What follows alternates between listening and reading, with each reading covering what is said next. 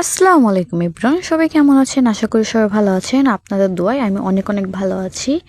আনিশা মনি 02 Facebook পেজে সবাইকে welcome. তো আবারও চলে আসলাম নতুন একটা রেসিপি নিয়ে।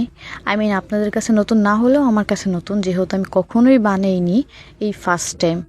তো এখানে ফার্স্টে সকালে রস নিয়ে আসছিল, রসটা আমি ছেঁকে চুলায় বসিয়ে দিয়েছি, চুলাটা ধরিয়ে। এখানে হচ্ছে আমি ভাতের চাল আতপ চাল একসাথে মিশিয়ে এখানে আমি ভিজিয়ে নিয়েছি।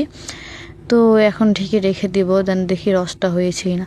রসটা প্রায় গরম হয়ে আসছে। দেন এখন রসটা আমি ঢেকে রসটা আমি আস্তে আস্তে জাল দিব। তো এই তো রসটা জাল দিয়ে এখানে আমি চা খেয়ে নিচ্ছি, সকালে নাস্তা এখানে চা আর কেক খেয়ে নিচ্ছি। দেন ফ্রিজ থেকে আমি দুধটা নামিয়ে এখানে ভিজিয়ে রেখেছি। এই তো দেখেন প্রায় আমার রসটা অনেকটাই বলক এসে পড়েছে, আর একটু হবে। এখানে আমার চালগুলোও ভিজে গিয়েছে, এখানে আমি চালগুলো উঠিয়ে ঝরা দিয়ে নিচ্ছি। যেহেতু আমি ব্লেন্ডারে ভাঙাবো, দোকানে দেবো না, এই কারণে। এখানে আমার দুধটাও হয়ে গিয়েছে, এখন দুধটা আমি জাল করে নিয়েছিলাম, সেটার ভিডিওটা নেইনি। দেন দেখেন এখানে নারকেলগুলো আগে থেকেই ফাটিয়ে নেওয়া হয়েছিল, এখন আমি এগুলো কুড়িয়ে নেব। এখানে সবগুলো নারকেলই আমি কুড়িয়ে নিয়েছি। এই তো দেখেন দুটোটা থেকে ভালোভাবে কুড়িয়ে নেওয়া হয়ে গিয়েছে।